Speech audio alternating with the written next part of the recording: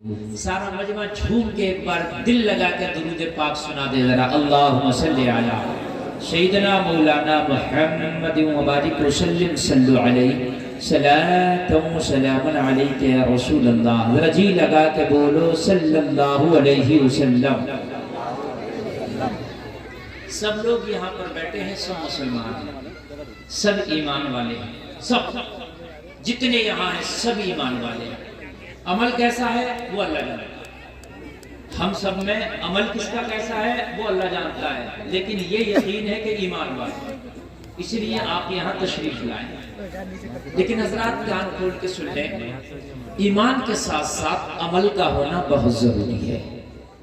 खाली ईमान आपने रखा, ईमान ले आए और अमल से आप कोरे रहे, अमल से क्या रहे आप कोरे रहे, तो ऐसे ही है कि ईमान तो ले आया लेकिन अमल से कोरे रहे। तो ऐसे ही है कि जो बल्ब है ना, बल्ब ये जो टंग रहा है, बल्ब तो हो मगर इसके अंदर करंट ना हो। बल्ब है ना, ये करंट के बगैर तो बेकार है ना। अगर अभी करंट यहां से भगा दिया जाए, बल्ब तो रहेंगे मगर रोशनी रहेगी? जोर से बोलिए, बल्ब का कोई फायदा? मैं कहूंगा भाई ये तो 100-200 बल्ब लगे हैं पंडाल में, 100-200 और लगा दो, लेकिन इनको करंट ना दो। तुम कहोगे मौलाना 1000 लगा दो, अगर करंट नहीं है तो किसी काम के नहीं है। अगर चंद है इनमें करंट होता तो यही काम के होते। बस वही मिसाल हमारी है, हमने ईमान तो ले आए, हमारे अंदर हम ईमान का बल्ब तो है लेकिन हमारे अंदर अमल का करंट नहीं है, इसलिए हम आज करोड़ों में होते बेकार हैं। बदर में 313 थे, थोड़े थे मगर उनके अंदर खुदा की कसम अमल का ऐसा करंट था कि नई तारीख लिखी थी। अमल का ऐसा करंट, यही मिसाल है। आज पूरी दुनिया में 12 मुसलमान, कितने 12, कितने 125 करोड़ पूरी दुनिया में मुसलमान, और बदर में कितने थे 313। जरा जोर से बोलिए कितने थे? तो 313 ने इस्लाम का परचम नहीं गिरने दिया था, और आज हम 1.25 अरब होकर इस्लाम का परचम उठने नहीं दे रहे। फर्क देखिए, उन 313 ने इस्लाम का परचम गिरने नहीं दिया था, हम 1.25 अरब होकर इस्लाम का परचम उठने नहीं दे रहे। वजह क्या है? वजह यह है कि वो थोड़े जरूर थे मगर उनके अमल बड़े पुख्ता थे। उनकी मस्जिदें जरूर कच्ची हुआ करती थी मगर वो नमाजी बड़े पक्के हुआ करते थे। आज हमारी मस्जिद में मार्बल लगा है, संगमरमर लगा है, लेकिन नमाजी नहीं है। आज हमारी मस्जिदों का हाल ये है कि जुम्मा का दिन अगर छोड़ दो तो मस्जिद वीरान नजर आती है। मेरे भाई, खाली ईमान का टाइटल लगा लेने से काम नहीं चलेगा, अमल सालिहा का भी होना जरूरी है। अल्लाह ने कुरान में फरमाया वल अस्र इन्नल इंसान लफी खुस्र, ज़माने की कसम इंसान मुकम्मल घाटे में। अल्लाह ने फरमाया इल्लल लदीना आमनू, मगर वो लोग घाटे में नहीं है जो ईमान लाए, वो अमिलुस सालिहात, और ईमान लाने के बाद नेक अमल भी किए। अल्लाह फरमाता वो लोग घाटे में नहीं है। कहाँ जा रहे हैं? दूसरे महल्ले गए क्या? अरे हजरत तो खुद आ जाएंगे, अब आप तो बैठिए ना।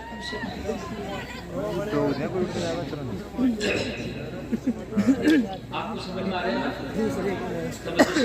ठीक है, मैं चाहता हूँ जितनी देर आपकी खिदमत और कुछ लेकर के जाए। असल में इतने लोग जल्दी इकट्ठे नहीं होते, आज इकट्ठे हो गए तो कुछ ना कुछ लेकर जाए। इनमें नौजवान भी हैं, बूढ़े भी हैं, बच्चे भी हैं, तो कुछ काम की बातें हो जाए। अल्लाह ने फरमाया सारे लोग घाटे में हैं। कुरान में कसम खा के बताया, जमाने की कसम सारे लोग घाटे में। फिर अल्लाह ने फरमाया घाटे में 4 काम करने वाले लोग नहीं है। कौन से? इल्लल लदीना आमनू, वो नहीं है घाटे में जो ईमान लाए, वो अमिलुस सालिहात, खाली ईमान से काम नहीं चला, अल्लाह ने कहा नेक अमल भी किए। सालिहात, ईमान लाए और नेक अमल किए। खाली ईमान के लिए नहीं कहा कि ईमान लाए वो घाटे में नहीं है। वो अमिल सालिहात, जो नेक अमल भी किए। वो तवासौ बिल हक, और जिसने हक की तलकीन की, हक को अदा किया वो। और चौथे वो तवासौ बिस सब्र, और जिसने सब्र से काम लिया। یہ چار کام کرنے والے بیٹے میں نہیں ہیں، چاروں خالی ایمان لینا، عبداللہ عبدالجبار عبدالقہار نام مسلمان رکھ لینے سے کام نہیں چلے گا، خالی ٹوپی اوڑھی کام نہیں چلے گا، جمعہ پڑھی اور خالی کام نہیں چلے گا، عید کے دن سیمئی بنا کے خالی کام نہیں چلے گا میرے بھائی، وَعَمِلُوا الصَّالِحَاتِ نیک عمل، نیک عمل، نیک عمل کیا ہے؟ نیک عمل یہ ہے حرام نہیں کھانا، جھوٹ نہیں بولنا، چغلی نہیں کرنا، بدی نہیں کرنا، نماز نہیں چھوڑنا، قرآن کی تلاوت کرنا، والدین کی اطاعت کرنا، زکوٰۃ اگر مالک نصاب بنایا تو زکوٰۃ دینا، غریبوں پر رحم کرنا، کمزوروں کی مدد کرنا، اپنی نگاہ کی حفاظت کرنا، نفس کی حفاظت کرنا، اپنے دل و دماغ کو صاف اور پاک رکھنا، اللہ اس کے رسول پر مضبوطی کے ساتھ ایمان رکھنا۔ میں یہاں سے تقریر شروع کر رہا ہوں، سنیے انشاءاللہ مزہ آئے گا۔ جب میرے نبی مکہ میں تشریف لائے اور 40 سال کے بعد میرے نبی نے اعلان نبوت کیا، کتنے سال کے بعد؟ 40 سال کے بعد جب اعلان نبوت کیا 40 سال کے بعد، تو لوگ مکہ کے اندر بھی ماننے کے لیے، ایکسیپٹ کرنے کے لیے کوئی تیار نہیں۔ جو نبی کی تعریفیں کرتے تھے وہ بھی گالیاں بنائے، جو نبی کو کہتے تھے صادق الوعد ہے وہ بھی گالیاں دینے لگے، جو نبی کو کہتے تھے کہ محمد ابن عبداللہ سے اچھا کوئی مکہ میں نوجوان نہیں، وہ بھی گالیاں دینے لگے، اس لیے کہ اب تک خالی نبی کو ماننا تھا، لیکن جب اعلان نبوت کر دیا تو نبی کی ماننا ہے۔ کو ماننے اور کی ماننے میں فرق ہے۔ مجھ کو مان لو گے، مجھ کو مان لو گے، مفتی گلفام آ رہے ہیں، لاؤ مصافحہ کرو، ان سے ملاقات کرو، یہ مجھے ماننا ہے، میری ماننا یہ بات الگ ہوگی۔ میں یہ تقریر کر کے جا رہا ہوں، اس پہ عمل کر لیا تو کام ہی ختم ہے، خدا کی قسم معاملہ ہی سلجھ جائے گا۔ مجھے تو مان لو، ٹھیک ہے بھائی، حضرت آئے کہ یہ ہے وہ ملاقات ہوگی، لیکن میری بھی ماننا یہ ہے کمال کی بات۔ اچھا مجھے مانو یا نہ مانو، لیکن میری اگر مان لی تو کام چل جائے گا، ہے کہ نہیں ہے؟ اب تک تو نبی کو ماننا تھا مگر نبی کی ماننا۔ اب نبی نے کہا اللہ ایک ہے تو 360 خداؤں کا انکار ہو رہا تھا۔ نبی کو ماننے سے 360 کا انکار نہیں تھا۔ نبی کو کہتے تھے ہاں یہ اچھے ہیں، سچے ہیں، وعدہ خلافی نہیں کرتے، خوبصورت ہے، چلتے لاجواب ہے، بولتے لاجواب ہے، ان کی امانت لاجواب ہے، اور یہ جو ہے ان کی تجارت لاجواب ہے، اور یہ محمد ابن عبداللہ غریبوں کی مدد کرتے ہیں، بزرگوں کی مدد کرتے ہیں، لاجواب ہی لاجواب ہے۔ مگر جب نبی نے کہا اللہ ایک ہے، بس یہی سے اختلاف شروع ہو گیا۔ پھر 360 کا کیا کریں؟ جو مکہ میں ہم نے 360 کی، ان کا کیا کریں؟ نبی نے فرمایا سب باطل، سب باطل الا اللہ، بس اللہ ایک ہے۔ شروع ہو رہا ہوں بالکل ابتدائی اسلام، بالکل پہلی حرف اور پہلے نقطے سے شروع کر رہا ہوں میں، اور کر اس لیے رہا ہوں پہلے نقطے سے شروع کہ آج اس شخصیت کا تاریخ وصال ہے جو تاریخ اسلام میں سب سے پہلے جس نے کلمہ پڑھا تھا۔ کہہ دو نا سبحان اللہ۔ سب سے پہلے تاریخ اسلام میں جس نے کلمہ پڑھا تھا۔ ایک بات بتاؤں لوگوں، جس کی سب مخالفت کر رہے ہوں اس کا ساتھ دینے کے لیے ذرا جگرا چاہیے، اور جس کا سب کا ساتھ دے رہے ہوں اس کی مخالفت کرنے کے لیے جگرا چاہیے۔ میری بات غلط تو نہیں ہے؟ جس کا سب ساتھ دے رہے، ابھی رولنگ پارٹی سمجھتے ہو جو موجودہ ستا دھاری پارٹی ہے، ٹھیک ہے، دوسری پارٹی کے بھی اسی پارٹی میں جاتی ہے، کیوں سوچ رہے ہیں کہ بھئی یہی ناؤ چل رہی ہے اسی میں سوار ہو جاؤ، آگے دیکھا جائے گا، ہے نا؟ لیکن اس پارٹی کی مخالفت کرنے کے لیے جگرا چاہیے کہ نہیں چاہیے؟ جو مخالفت کرتا وہ اپنے آپ کو کہیں نہ کہیں تباہ بھی کرتا نہیں کرتا؟ بولو ہے کہ نہیں ہے؟ ہاں میں ہاں سب ملا دیں گے۔ پورا گاؤں جس کی مخالفت کر رہا ہو، اس میں اتنا جگرا ہے کہ کھڑا ہو کے کہہ دے آؤ پورے گاؤں سے میں ہوں، میں کروں گا اس سے مطابقت، میں کروں گا اس کی سپورٹ، نہیں کرتا، ڈرتا نہیں۔ سارا مکہ جب مخالفت کر رہا تھا، ابو قحافہ کا بیٹا سینہ تان کے کھڑا ہوا تھا، او مکہ والو تم گالیاں دو، ابو بکر کرنا پڑے گا۔ اور تو بولو یار، زور سے بولو۔ اسلام کی تاریخ کو سنے لوگوں، خالی تم نے بس محرم میں تازیہ بنا کے ہو کر لیا کربلا میں لے گئے، اس کا نام اسلام نہیں ہے۔ تم نے خالی یہ سوچ لیا ہے کہ عید کی سوئیاں خالی، اس کا نام اسلام ہے، نہیں، اس کا نام اسلام نہیں ہے۔ تم نے سوچ لیا جمعہ کے دن ٹوپی لگا کے 2 رکعت نماز پڑھی، اس کا نام اسلام نہیں ہے۔ کھول کر سن لے، اسلام ہے کہ جب پورے مکہ میں میرے نبی کی مخالفت کی ہوائیں چلی تھی، سارے مکہ میں کوئی پتھر مار رہا تھا، کوئی نبی کو گالیاں دے رہا تھا، کوئی مجنون دیوانہ کہہ رہا تھا، کوئی پاگل کہہ رہا تھا، اور لوگوں مکہ میں مخالفت کی آندیاں چل رہی تھی، کوئی سپورٹ کرنے تیار نہیں تھا۔ پتا تھا جو سپورٹ کرے گا وہ پیٹا جائے گا، جو سپورٹ کرے گا وہ مارا جائے گا، جو سپورٹ کرے گا اس کا بائیکاٹ ہو جائے گا۔ اور لوگوں ایسے عالم میں جب مخالفت کے طوفان چل رہے تھے مکہ میں، کوئی نبی کا ساتھ دینے کو تیار نہیں تھا۔ ایسے میں ابو قحافہ کا بیٹا اٹھا جس کا نام ابو بکر ہے، اور اٹھنے کے بعد میں کہا اے مکہ کے لوگوں میں تعداد کو نہیں دیکھوں گا، اے مکہ کے لوگوں میں تمہاری پاور کو نہیں دیکھوں گا، اے مکہ کے لوگوں میں تمہارے دبدبے گنڈاگردی کو نہیں دیکھوں گا۔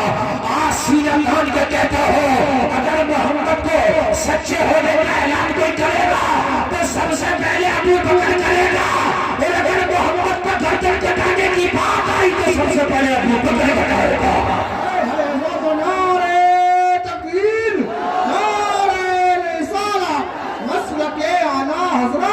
حضرت خطیب ہندوستان مفتی گلفام رام پوری، نعرہ تکبیر، نعرہ رسالت۔ اسی سے آج میں آپ کو ابو بکر کو سمجھ لو یار، آج ان کا تاریخ رسالت تو نہیں سمجھ لو۔ سب سے پہلے جس نے کلمہ پڑھا وہ حضرت ابو بکر ہے، ذرا بولو سبحان اللہ۔ سب سے پہلے جس نے کلمہ پڑھا وہ ابو بکر ہے،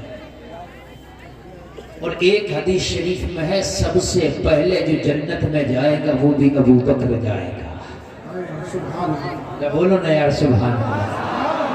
جتنا پہلے کلمہ پڑھا اتنا ہی پہلے آپ کو انعام بھی ملے گا۔ لوگوں آج تم تو خالی اس مخالفت پہ دین کی باتیں چھوڑ دیتے ہو کہ فلانا ناراض ہو جائے گا، ڈھمکا ناراض ہو جائے گا۔ یار کوئی بھی ناراض ہو جائے، اگر تو مسلمان ہے تو ایک کام یہ سوچا کر کہ بس مجھ سے میرا اللہ اور میرا رسول ناراض نہ ہو۔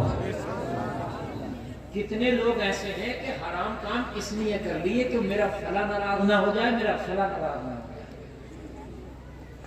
بہت سے لوگ اپنے گھر میں ڈانس پارٹی شادی میں اس لیے کر رہے ہوتے ہیں کہ میرا بہنوئی ناراض نہ ہو جائے، میرا دوست ناراض نہ ہو جائے۔ یار ہو جایا کرو، زمانہ ناراض ہو جائے، اور پورے جلسے میں کوئی ایک آدمی کھڑے ہوتے مجھے بتا دے کہ حضرت مجھ سے سب لوگ راضی ہیں، ایک بتا دے پوری دنیا میں کھڑے ہو کر مجھ سے سب راضی ہیں، ہم تو بھی یہ نہیں کر پائے۔ بتاؤ کوئی ہے پوری دنیا میں ایسا آدمی جس سے سب راضی ہو؟ چاہے 2 ہی ناراض ہوں مگر ہوں گے ضرور، اور جس سے سب راضی ہو وہ آدمی ٹھیک نہیں ہے۔ اس لیے کہ جس سے سب راضی ہو وہ جائز کو بھی ہاں کہتا ہوگا، ناجائز کو بھی ہاں کہتا ہوگا۔ ابھی تو سب راضی ہے، ورنہ سب کیسے راضی ہو جائیں گے؟ یہ بات نہیں سمجھ رہے آپ؟ یار جو چور کو بھی صحیح کہے گا شاہ کو بھی صحیح کہے گا، جو بدماش کو بھی صحیح کہے گا شرابی کو بھی صحیح کہے گا، اسی سے شرابی بھی راضی ہوگا، بدماش بھی راضی ہوگا۔ میرے بھائی سب سے کوئی راضی، سب کسی سے راضی نہیں ہوتے، سب تو میرے نبی سے بھی راضی نہیں ہوئے۔ ابو جہل ناراض تھا میرے نبی سے، ابو لہب ناراض تھا، عتبہ شیبہ ناراض تھا، ولید بن مغیرہ ناراض تھا۔